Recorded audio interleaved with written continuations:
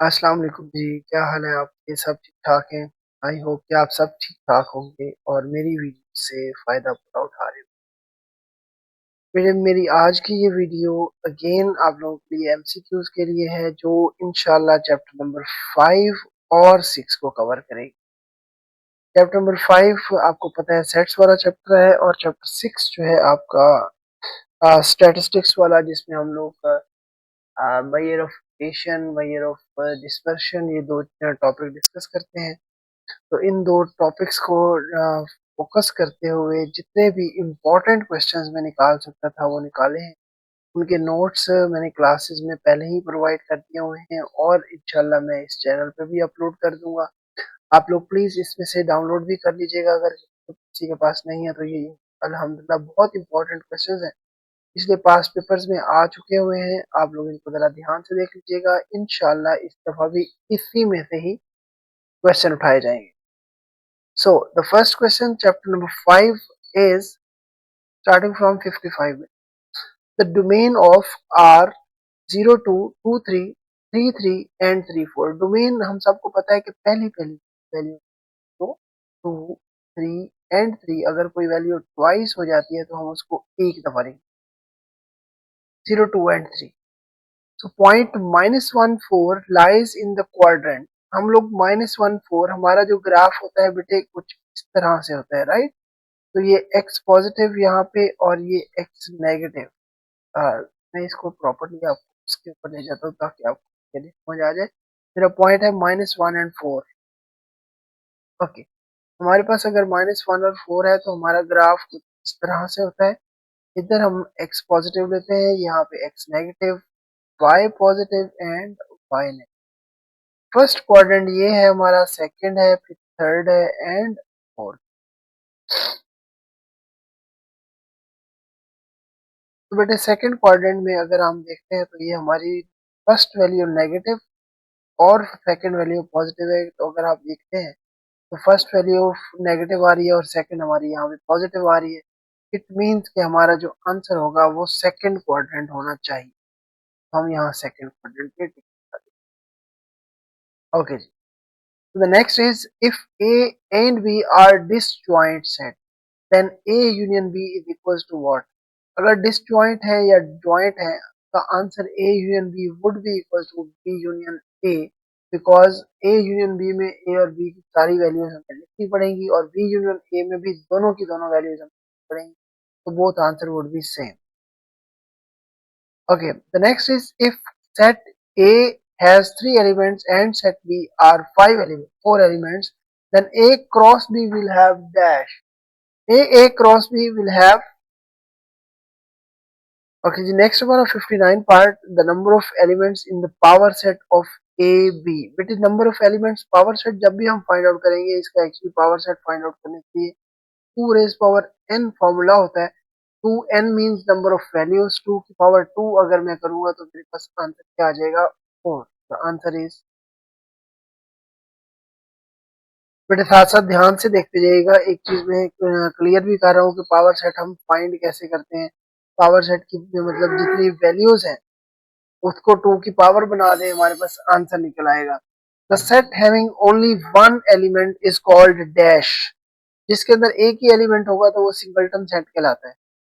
उसके बाद A is subset of B and A minus B equals. बेटे A और B को दोनों को मैं माइनस अगर कर दूं तो मेरे पास ब्लैंक सेट ही आएगा.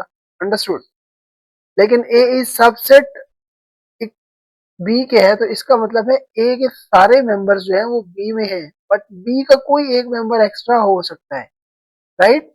तो इट मीन्स कि A अगर माइनस B करूंगा तो वो सारे के सारे कट जाएंगे. B में कोई एक्स्ट्रा है तो हमारे लिए कोई वो उसकी वैल्यू नहीं क्योंकि हम माइनस फाइंड आउट करें. लेकिन एट द सेम टाइम अगर हम यहाँ A यूनियन B करते तो हमारा आंसर B आता क्योंकि B के अंदर कोई एक चीज एक्स्ट्रा हो सकती. तो the next is the different number of ways to describe a set are. मतलब एक सेट को डिस्क्राइब करने के कितने मेथड्स, कितने सेट्स हो सकते हैं, कितने नंबर्स हो सकते हैं, नंबर ऑफ वेज हो सकते हैं, वो सारे बताएं आप. 3 होते हैं. A collection of well defined object is called set. If A ratio B sorry, A is subset of B, then A intersection B is equal to what? अभी मैंने आपको ये चीज यहाँ पे क्लियर की है कि अगर आपके पास A is सबसेट हम डिस्कस करते हैं तो इट मीन्स कि हमारे पास B की कोई एक दो वैल्यूज एक्स्ट्रा हो सकती हैं, बट A के सारे मेंबर्स B में मौजूद होने चाहिए। तो अगर मैं A इंटरसेक्शन करूंगा तो मतलब इसका मतलब यह है कि A की सारी वैल्यूज B में मौजूद है, बी में कोई एक्स्ट्रा हो तो अगर हम इंटरसेक्ट करेंगे उसे तो हमारा आंसर ए आएगा। तो दैट वुड बी ओके जी। The next part is a set with no element, ये हो गया, is called singleton, right. The number of element, ये मेरे ख्याल में ये क्वेश्चन ट्वाइस आ गया हुआ है। A set with no element is called singleton set. The number of elements in the power set, बेटे फिर से पावर सेट आ गया, तो मुझे अभी आपको बताया था 2 रेज पावर n है।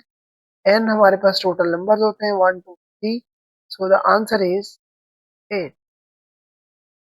Power set of an empty set, ये आंसर है बेटे। एक चीज याद रखनी है कि पावर सेट जितने भी आप सेट बनाएंगे उनके अराउंड अगर आप ब्रेसेस लगा देंगे तो वो पावर सेट बन जाएगा, अगर आप ये ब्रेसेस नहीं लगाएंगे तो वो सबसेट होगा।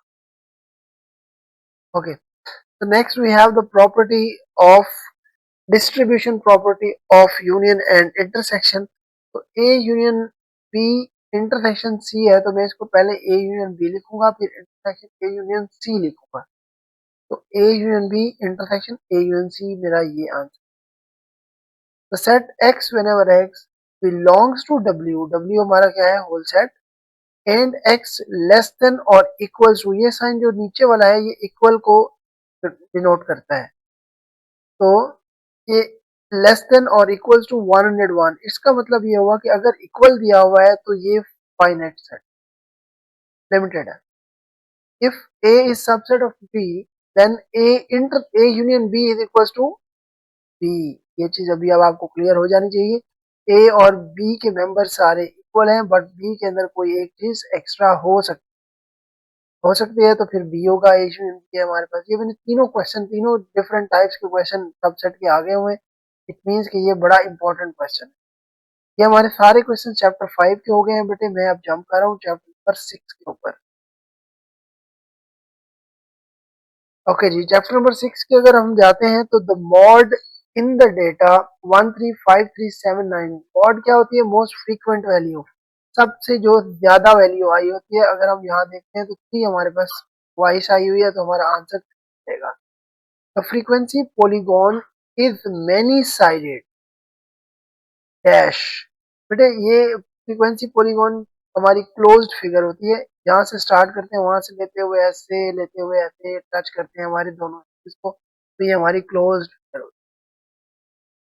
Okay, the extent of variation, इस चीज का ध्यान रखना है जब एक वर्ड वेरिएशन यूज हो जाए, स्कैटर यूज हो जाए, इस तरह की चीजें आ जाएंगी तो हमारी वो डिस्पर्शन में आती हैं। और डिस्पर्शन के हमारे अंदर 3 डिफरेंट टॉपिक्स हम डिस्कस करते हैं, रेंज, स्टैंडर्ड डेविएशन और variance.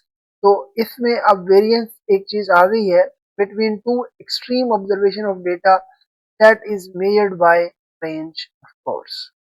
A histogram is a set of adjacent rectangles, जब हम हिस्टोग्राम बनाएंगे तो उसकी जो शेप्स बनेंगी वो सारे रेक्टेंगल्स बनते चले जाएंगे।